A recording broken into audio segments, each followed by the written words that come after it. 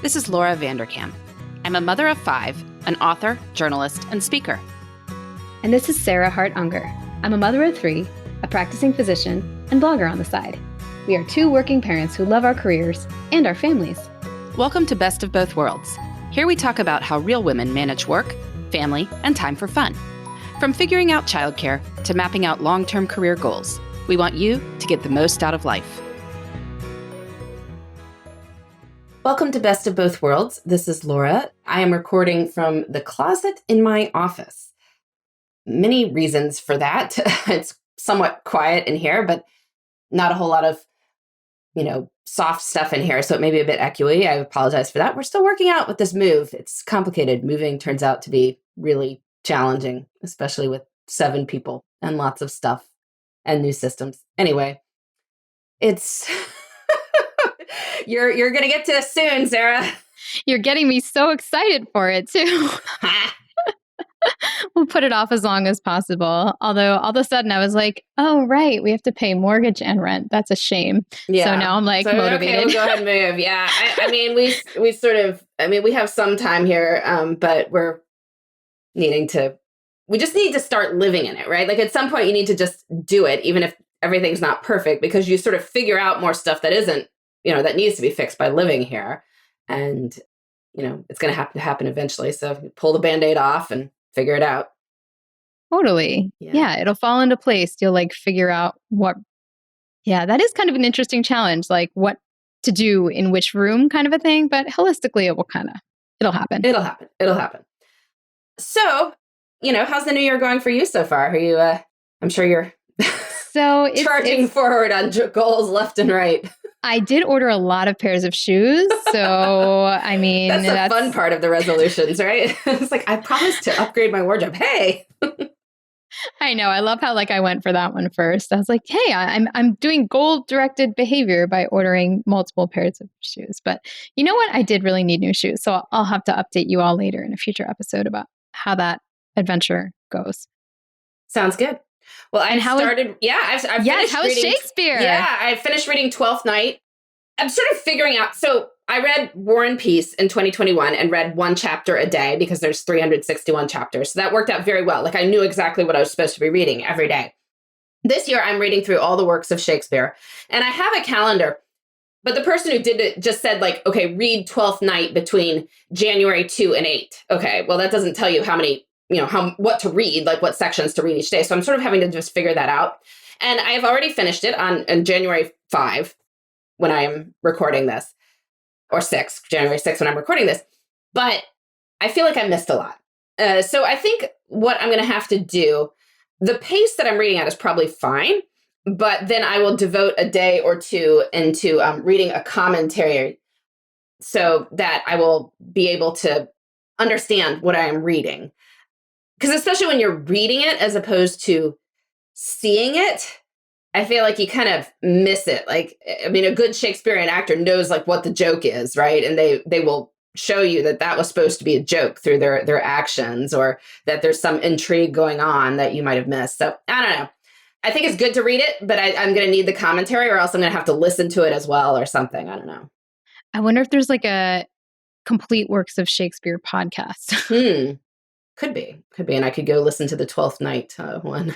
And if not, that could be your next project. Yeah. So I'm not really a Shakespearean expert, but there are a great many out there. It's one of those areas that there's so many people who study, you really are never going to be the top of that one. But I can read the Wikipedia articles, let's put it that way, and figure out, or the Spark Notes. Since so many people have had to take Shakespeare classes, there are a great many, Cliff Notes, Spark Notes, whatever study guides out there. And I'm sure they will explain it to me.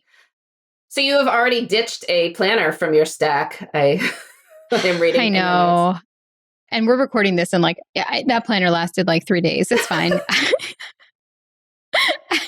It was my wellness planner. I'm I cannot keep up with this. So it's cool. But the good news is I kind of repurposed my Hobonichi has more purposes, my main one. So it works out well. I'll share a planner update on best laid plans maybe in February or so I can go into more details for those that want to know. It's like living in the new house. Eventually you have to just do it. And then you see as you are using it what is workable and what is not. And without doing that, you can't really plan in the abstract what everything's function is going to be. Exactly. And I got to say, I still have high hopes for 22. Obviously, as we're recording this, a lot of COVID, and maybe not. Maybe by the time this is out, everyone's already had it. That's super optimistic. So yes, lots of COVID, but this year is going to be, it's still a very promising year. Like, don't give up on 2022. I'm not giving up on 2022. I think it's going to be great. I'm excited. Me too. Big potential. Well, we are doing a mailbag episode today, and we, some questions that people sent on their blogs, but primarily ones from our Patreon community. So just a shout out to that. And if people would like to join our wonderful Patreon community, please go there. Best of Both Worlds podcast. And, we do monthly online meetups. Those have been a ton of fun. In December, we did one on Sarah helping us set goals for the upcoming year. We have one coming up in late January, which we'll post more on our blogs about that. But, we just chat and have a good time. We post comment threads. People can discuss topics there. And we put out a call for questions. So a couple great ones coming in from that. So we'll go ahead and start. Sarah, question number 1, you go with this because you're better at this than me. How do you keep your yearly goals front of mind, and how do you get them done? Like, is there a monthly planning and focusing on one goal, adding deadlines or set dates to your calendar? What do you do? I think for me, the key is not forgetting what my goals are and actually having kind of a set time when I know I am going to look at them. So one thing is that you can put them in multiple places. And I have done that. I have them in my Todoist, which is an app that I'm using currently. And I also have them written down in my physical planner. So I have like 2 places where I'm going to see them. The other thing is that for me, I'm committed to making goals for like the week, the month, the quarter. I use quintiles, but you know what I'm saying. And every time I'm making at least monthly or quintile goals, so on that kind of a large scale, I am going to look at my yearly goals to be like, what would make sense to like maybe throw in there now based on what we have going on. And so that way, I'm not just looking at them once in December and thinking like, well, now the year's going to go by. Hope I, remember to buy new shoes or whatever. But instead, I have like, I'm going to keep seeing them and I'm going to keep reminding of myself what I wanted to do. And by the way, I'm not like rigid about goals. You've already heard I ditched a planner. Like if by March, I'm like, actually, I don't want to do that anymore. Then I also think giving yourself permission to be a little bit fluid with your goals is good because otherwise, you may get tired of looking at a list of things you don't want to do anymore. Yeah, well, that's one reason not to like carve them into some sort of motivational plaque that you're going to, put on your wall very prominently. I think just on a nice piece of paper would be fine. Or, on your home screen of your computer or something, you could, put something there. Somewhere you will see, but something that could be changed, like maybe not tattooed to you. Because yes, if things could change. If you have decided that you want to do X in early January and by March, X sounds like not appealing at all, or life has changed in a way where X is just not going to happen and something else, Y is happening and that's great. Like totally cool. Totally cool. So it's there to serve us, not to trap us. I mean, the one thing, I don't necessarily put mine somewhere, but the ones I tend to make are either daily, in which case it is very hard to forget. Like if you're doing something every day, like you tend not to forget that it's something you're doing. So reading Shakespeare is in fact something I am doing every day. Or it's so like overarching that again, I'm not going to forget. So, making the new house my family's home over the course of the year. Well, every day I'm doing something. So that's more of a mantra that I'm repeating. So when I get annoyed, as I'm like waiting for the fridge and freezer to be installed, even though we were already living here, be like, we're coming up with ways to make this house a home. It's going to be great. And then, supporting the launch of Tranquility by Tuesday in the fall, my book. And so again, it's like much of my work is focused on like, okay, is this bringing people into my sphere? Is this, encouraging people to get to know my work? Is this, introducing concepts to new people so they might be interested in these new habits that will help support their goals in life? And, that's, again, it's just a mantra going through. So if it's those kind of goals, you may not need to put them anywhere. But if it's something that is for the future, like this is what I want to do in August, you might not remember that. So put it on your calendar for August so you'll make sure that you know about that. And one other thing is that you might want to think about, like, if you have a friend or a partner or somebody, like Laura jokes that I like make her think about her goals when we do our podcast episodes in the middle of the year and the end of the year. So if you don't have a podcast co-host, maybe there's somebody in your life who can serve that role. Find your Sarah. That's our answer for that one. All right, question 2. How do you find childcare when traveling? So this listener in August is going to, speaking of August goals, will be spending a week at a conference and bringing her new baby with her. Yay. So she's got big goals for the year, conferences and babies. She will need all day childcare because she's going to be doing, dinners, doing all the networking that didn't happen over the past 2 years with babies and COVID. So how does she find a nanny at the place where she doesn't live? And also, does she potentially need 2 nannies if it's going to be more than 40 hours? She's renting an Airbnb, so it won't be in a hotel. So Sarah, what do you got for her? Well, I'll share what I would probably do and then also mention a note that we got from the Patreon as well. So if I were in this situation, well, actually, I just thought of another thing.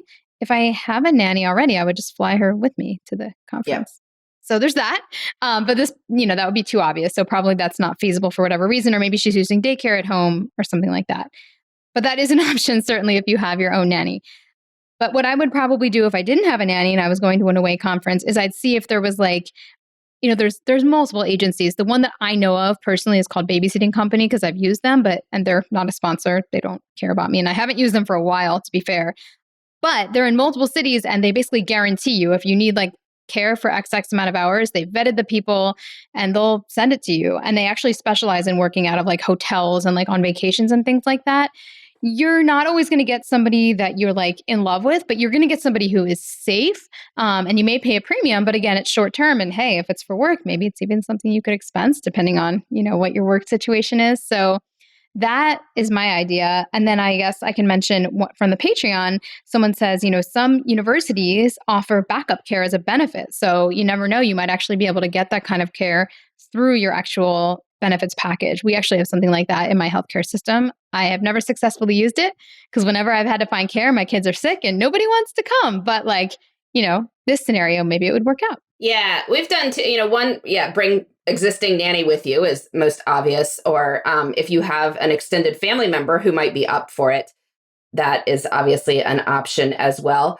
If this person did not have other children, this is sort of a broad thing. If your spouse, partner, person is up for it and could either take the week off work, again, and because they want to see this new city, that could be a thing that they might be interested in doing. So those are all options.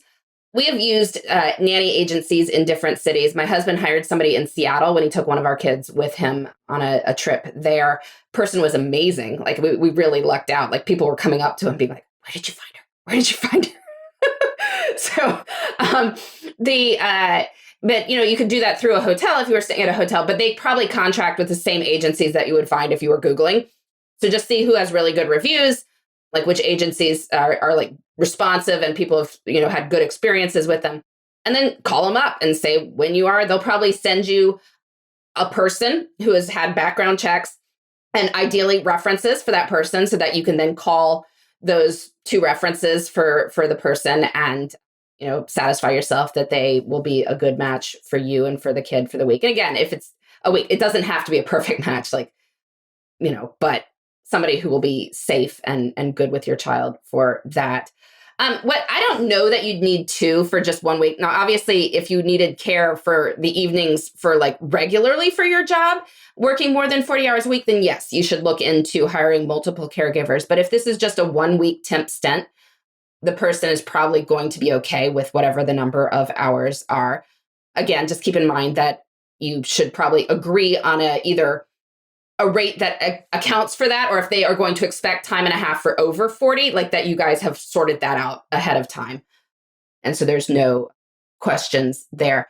And just as a aside for slightly older kids, that people might consider doing this in the summer. For instance, if you have a conference in the summer and want to take a slightly older child with you, you can always look into day camps that are in the place where you are going. You don't have to be a resident of a place to send your kid to a day camp that is there. I know my brother took one child with him on a trip once, and he attended a summer camp there for a week. So that was a good match for them. So yeah, you will be able to come up with something good. And, again, I would add one more thing. Since you are renting the Airbnb and since it's a new baby that you're taking with you, I assume it's because you're planning on breastfeeding, which means that you will be stopping by every few hours anyway. So you're going to have an automatic check-in on the situation, which should also kind of ease your mind about hiring somebody that you don't know that well, that you're going through an agency, because you will be there every 3 to 4 hours anyway. Yes. All great options. We have to take a quick ad break and we will be right back with some more awesome questions.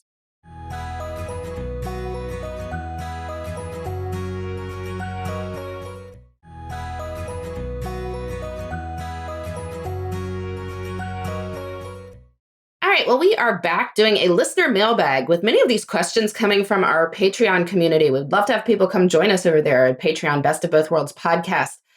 All right, Sarah, this one also for you, since this is something you had suffered from for years. This listener wants fun ideas when kids have non-overlapping spring breaks. She is so disappointed because hers have spring breaks on 2 different, however, consecutive weeks. So we can't travel at all unless it's a weekend trip. I'd still like to try and make it fun for them. And this person has some vacation days to burn. So would love ideas. Yes, we did have this issue for at least a couple of years, and it's really annoying. I mean, it's one of the reasons my kids are all at the same school now is because it made me so sad to have 2 separate spring breaks, different teacher work days, different holidays, etc. But one thing that we did is we used that time to do mommy days. So I it was a natural time that I could take one kid at a time and do things. So there is the idea that you could do shorter one-on-one trips. In some ways, that could be even more special, with your kids if they're picking the destination and having some one-on-one time with you. There's, of course, lots of specialty camps in many areas. And I think you're in kind of a university setting. So I bet there is a number of activities you could enroll your kids in if you're just sort of looking for something to do, although that doesn't help you with your vacation days. And then Laura has a fun idea. Well, I mean, this might be slightly scandalous for many of us who are raised to believe that you could never miss school for anything. But if the weeks are consecutive, you could take each kid out for an extra 2 days.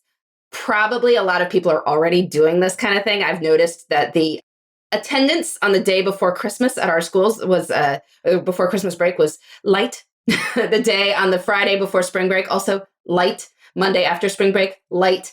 Clearly, people are doing it. But you could take each kid out for 2 days, or if one child clearly needs to be in it more than others, you could do 3 days for one kid and one for the other, but then get a 6-day trip as a family somewhere and to do that time with the, since they are consecutive days. If you have vacation days to burn, and maybe your spouse doesn't, and you want to travel for longer, you could go somewhere with the first kid, maybe all meet up somewhere over the weekend. Then your spouse could take kid 1 home and you take kid 2 somewhere for the second week. So that could work out as well too. I think if you're creative, you can still do some pretty fun things and travel, even if it's not quite that everyone gets to take the same week together. Knowing this person, they will do some very fun things. I'm sure they'll do very fun things. She likes to travel to great places. Well, then we're good. They don't need our advice anyway. All right. Question 4. Tips for a successful transition to a new job. So this listener starts a new job in a couple of weeks, and it's the first job change she has had in 8 years.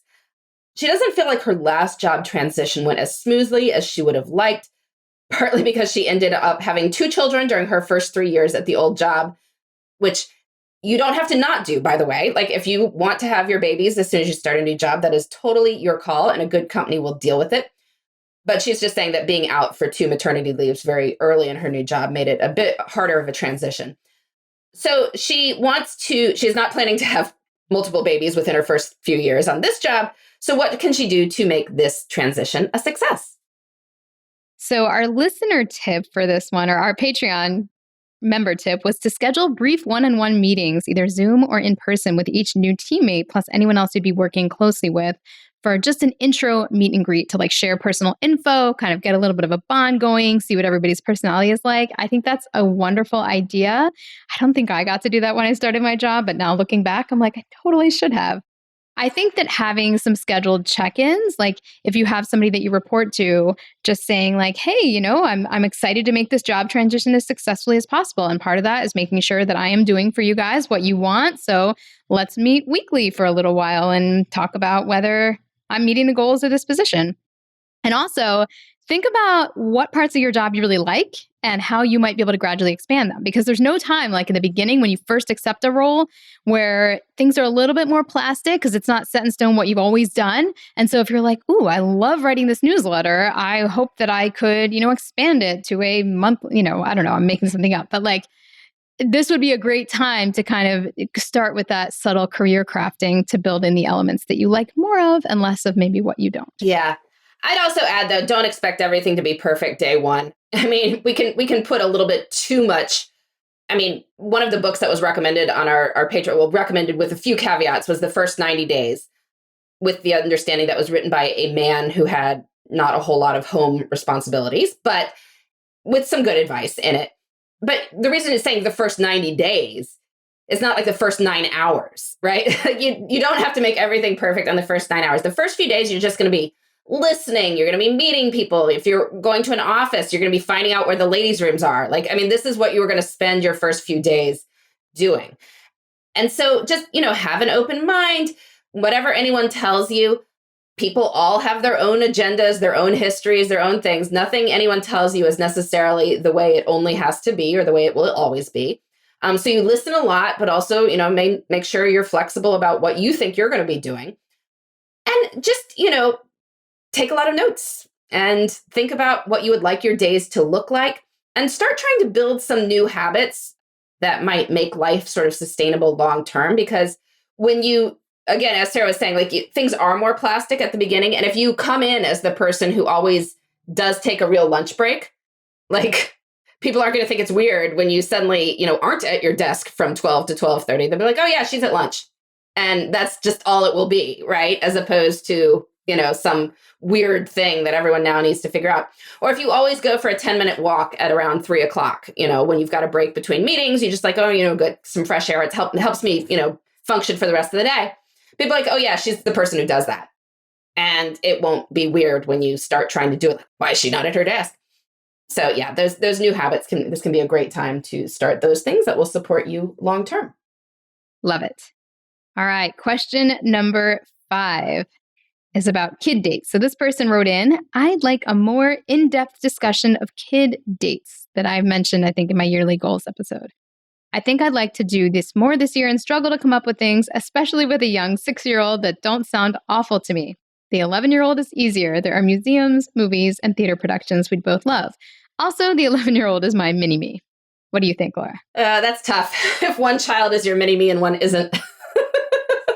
But they are their own people and their own wonderful people, and you have to get to know them as they are. And that, wishing that they were like you is just a waste of time and, not really helpful for anything. So one thing is it's helpful just to keep this in perspective. If you are hoping to spend time with your kid, entering their world is really one of the best ways to do it. So, we're not talking huge amounts of time. If you're going to do maybe 1 to 2 full days in the course of a year and maybe a handful of, 2-hour things, even if it's something you don't love, you can love spending time with your kid and seeing them excited. And so keeping a sense of perspective, if they want you to play some video game that you're not really into, again, 1 hour is doing it with them will probably make their day and isn't that much of a strain for you to do. But you can also, brainstorm with your kid. What are things you like to do? And make a list. And you can be like, oh, that sounds really fun. Let's do that. You don't have to be like, oh, on any of it. Just be like, oh, the ones that sound fun, get very excited about. And probably they will get excited too. And there's probably something in their list that they're gonna like. But again, the one thing I would keep in mind is that a 6-year-old doesn't know what all is out there either. It's not like they're on Google looking for stuff. I don't know if they can even read or, right. So they're not aware of the universe of things that is out there. So you might need to think about your kid and what they might like and that what you would also find tolerable. And you can present those options to them and see if any of them sound good for your kid. And I'm sure if you put some thought into it, you will probably come up with something that you at least find okay. And even if it's only okay, again, it's not an infinite amount of time. You don't have to do this every day for the rest of your life. You're doing it for a little bit of time to enter your kid's world. I will give you a few very low-key options that I think can work for different ages where you might not have as many common things in common. So like going to a bookstore and each picking out a book that you like, yeah, maybe your kid's picking out a book that you're not excited about, but hey, you're each book shopping and that's kind of fun. Just taking a walk, like going somewhere in nature. Like, remember, these don't, Laura has done like trip days where she's gone to amusement parks, and those are great too, but you can do this in a very low key way as well if you want to. I have one with my 4-year-old tonight. She's very excited. Our plan is probably going to be to walk around the block and then bake something. She wants to bake a cake. I'm trying to convince her to do cookies because I just think that would be a little bit easier, but I'm sure either way it's going to involve chocolate and she'll be happy. You could do drawing or coloring. Personally, I find that pretty relaxing. That's pretty versatile. Or like Cameron would probably prefer to build something together. So like get a giant Lego set that you two work on in increments, perhaps. So I think thinking small and not necessarily feeling like the stakes have to be high, especially if you're going to do them fairly regularly. That's why I'm kind of aiming for monthly, but like something to do within the span of a couple hours that's low key rather than like them looking forward to it all year, but then having to wait a year for it to happen again. Very true. Very true. All right. Well, this has been our mailbag episode, a short one this time. Again, I'm recording from my closet, running around with movers all over the place. So our love of the week, I got to say, mine is living only 2 miles from new to old house, a short move. I was just thinking if we had to have all this packed into a truck with no ability to go back to the old house, it would have been a lot more higher stress than this current situation where, the movers were short one wardrobe box yesterday. And so I'm like, well, I'll just take that stuff over to the house, right? Like I'll just shove whatever you didn't fit in my car, bring it over, hang it up. Like it's all good. No worries there. So it's high stress, yes, but there are some things that are lower stress because it's local.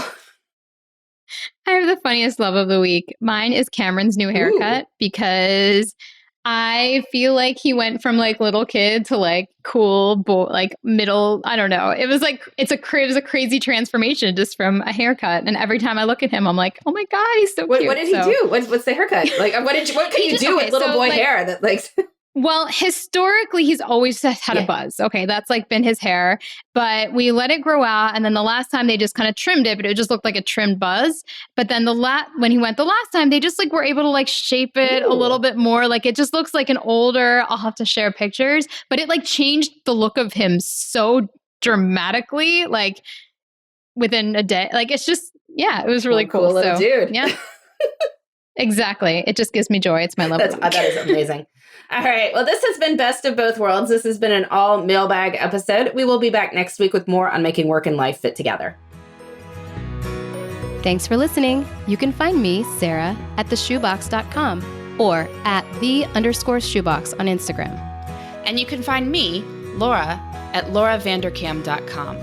This has been the Best of Both Worlds podcast. Please join us next time for more on making work and life work together.